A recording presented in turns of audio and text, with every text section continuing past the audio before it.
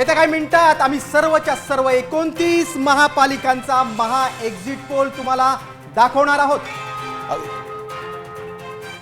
तर साम टीव्हीवर 29 महापालिकांचा हा एक्झिट पोल अवघ्या काही क्षणात स्क्रीनवर आपल्याला पाहायला मिळणार आहे। कुणाची सत्ता येणार, त्याला काय कारण आहेत, सगळं आपण पाहणार आहोत। ठाकरे मुंबई राखणार का, सर्व महापालिकांचा एक्झिट पोल तुम्ही साम टीव्हीवर पाहणार आहात। महाराष्ट्राच्या मिनी विधानसभा निवडणुकांचे निकाल अवघ्या काही क्षणात साम टीव्हीवर त्याचा एक्झिट पोल जो आहे तो आपण पाहणार आहोत। स्नेहिल, आपण सुरुवात करूया ठाण्यानं। ठाकरे मुंबई राखणार की नाही हा जो प्रश्न मराठी माणसाला पडला होता त्याचं उत्तर जे त्या एक्झिट पोलच्या माध्यमातून आम्ही आपल्यापर्यंत पोहोचवणार आहोत।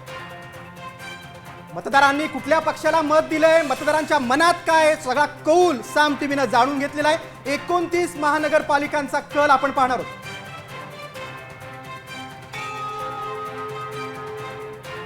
सुरुवात करूया आपण ठाण्यानं, एकनाथ शिंदेंचा बालेकिल्ल्यानं।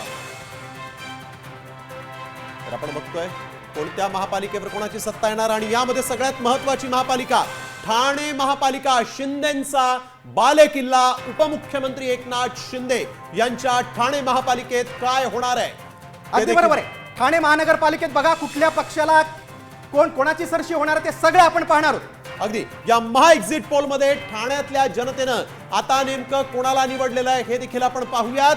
यावेळेस आपण बघतोय ठाणे महापालिकेत नेमकं काय होऊ शकतं। आपण बघतोय ठाण्यामध्ये भाजपला 26, शिंदे सेनेला 72 जागा मिळू शकतात एक्झिट पोल सांगतोय। अजित पवारांच्या राष्ट्रवादीला फक्त 10 जागा, काँग्रेसला 3, ठाकरे सेनेला 3।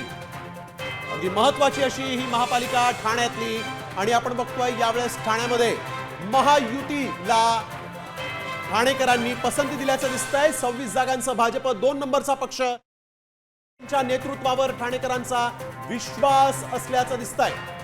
बघा आपण पुन्हा एकदा पाहूया, भाजप 26, सर्वाधिक, शिंदे सेनेला 72 जागा। तर आपण बघतोय राष्ट्रवादी अजित पवार यांच्या पक्षाला 10, इतरांना इथं जागा मिळणार नाही असं एक्झिट पोल सांगतोय। काँग्रेसला केवळ 3, ठाकरे सेना पण केवळ 3 आणि शरद पवारांच्या राष्ट्रवादी काँग्रेसला 15। तर मनसेला इथं 2 जागा मिळतील असं दिसतंय।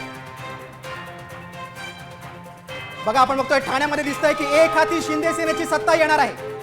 अगदी सामचा हा एक्झिट पोल आपण बघतोय ठाण्यात महायुतीची सत्ता येणार असल्याचं दिसतंय। शिंदे सेनेला 72 जागांसह इथं मोठी आघाडी मिळेल असं दिसतंय।